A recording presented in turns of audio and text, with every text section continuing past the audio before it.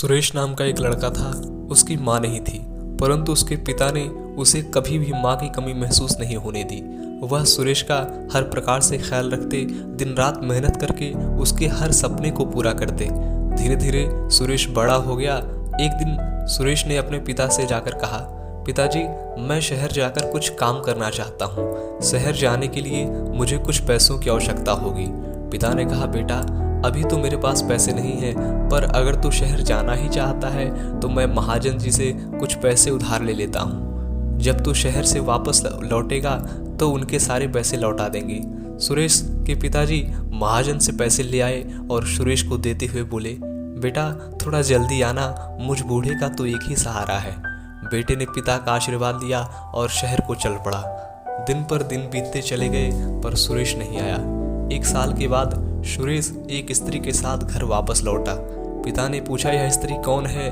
तो पता चला सुरेश ने शहर में शादी कर ली और यह स्त्री उसकी पत्नी सीमा है। सुरेश के पिताजी बहुत प्रसन्न हुए। उन्हें यह लगा कि चलो, अब बहू आ गई है तो मेरा बुढ़ापा आराम से कट जाएगा, नाती पोते खिलाऊंगा, जीवन खुशी से बीतेगा।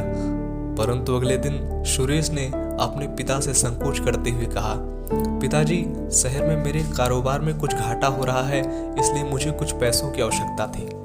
पिता ने भाव विभोर होकर कहा, कोई बात नहीं बेटा, मैं महाजन जी के यहाँ से कुछ पैसे लेकर आता हूँ। उसे शहर जाकर तुम अपने कारोबार को संभालो और जब कारोबार चलने लगेगा तो हम महाजन को उनके सारे पैसे लौटा देंगे। अगले दिन सुरेश के पिताजी पैसे देते हुए सुरेश को बोले, बेटा, शहर तो जा रहे हो, पर अब की बार आने में इतना देर मत लगा देना। सुरेश बहू के साथ उसी दिन शहर को चला गया। सालों बीत गए। बूढ़ा बाप घर की दहलीज से अपने बेटे की आने की राह निहारता। डाकिये को आता देख उससे पूछता, क्या मेरे सुरेश की कोई चिट्ठी आई है? पर हकीकत यह थी कि सुरेश शहर में जाकर वहाँ की चकाचौंध में ऐसा खो गया कि उसे गांव में मेरा एक बूढ़ा बाप भी है, शायद यह भी याद नहीं रहा। बूढ़े बाप ने चौखट से बेटे की आने की राह निहारते निहारते अपना दम तोड़ दिया, पर वह नहीं आया। दोस्तों, माँ बाप की हमेशा सेवा करें, उन्हें हमेशा खुश रखें, क्योंकि माँ बाप ऐसी अनमोल दौलत हैं जो एक बार हाथ से चली गई तो शायद दोबारा ना मिले।